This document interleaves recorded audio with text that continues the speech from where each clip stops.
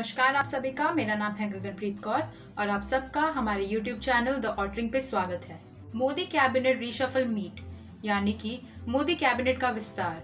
जी हाँ, पीएम मोदी कर सकते हैं अपनी कैबिनेट का विस्तार। मोदी कैबिनेट का विस्तार की चर्चा तेज हो रही है।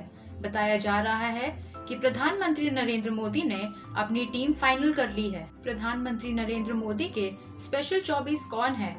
मंत्रिमंडल विस्तार को लेकर प्रधानमंत्री नरेंद्र मोदी के मन में क्या है? कहा जा रहा है कि जुलाई के पहले हफ्ते तक मोदी मंत्रिमंडल का विस्तार हो सकता है। बता दें कि मोदी के दूसरे कार्यकाल मोदी 2.0 में अब तक मंत्रिमंडल विस्तार नहीं हुआ है।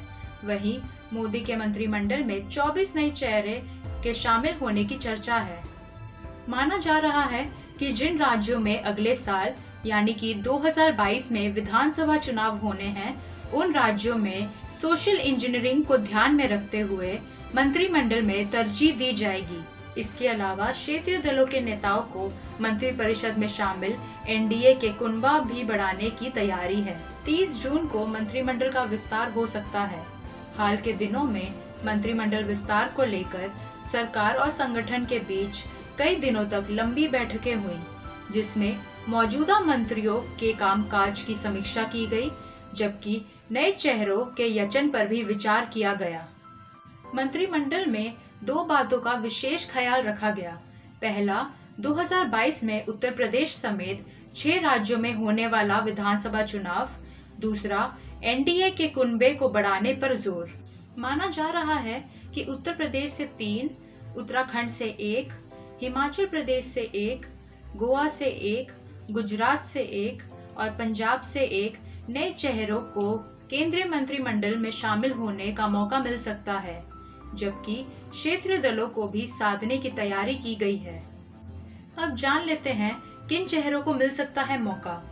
यूपी के पूर्वांचल में एक ब्रह्मांड चेहरे को मिल सकता है मौका, क्योंकि मोदी सरकार 1 में कलराज मिश्रा और शिव प्रताप शुक्ला मंत्री रह चुके हैं, लेकिन उनके बाद से मोदी सरकार 2 में गोरखपुर बेल्ट से किसी को मौका नहीं मिला, जबकि शिव प्रताप शुक्ला समेत हरीश त्रिवेदी, रमापति नाम त्रिपाठी, सीमा त्रिवेदी, विजय दुबे, रवि किशन शुक्ला और हरिद्वार दुबे जैसे ब्रह्मांड सांसद पूर्वांचल से आते हैं। यूपी चुनाव में इस बार ब्रह्मांडों को साधने की भी चुनौती बीजेपी के सामने है, जबकि बीजेपी एक ओबीसी और दलित चेहरे को भी तरजीह देना चाहती है।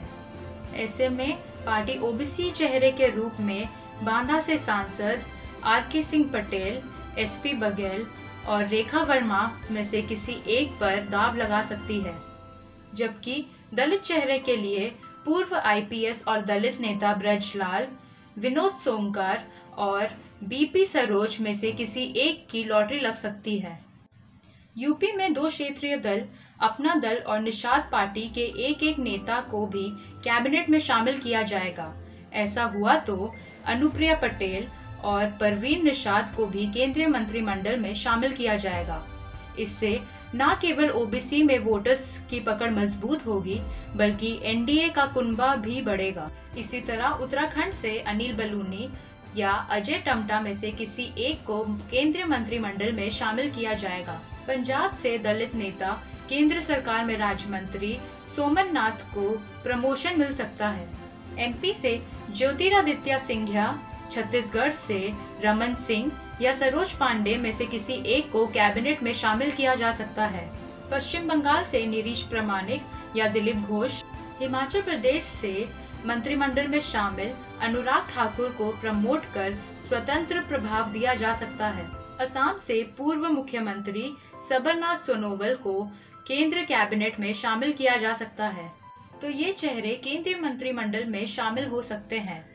ऐसी ही कई खबरों के लिए जुड़े रहिए हमारे साथ द ऑटरिंग पे। धन्यवाद।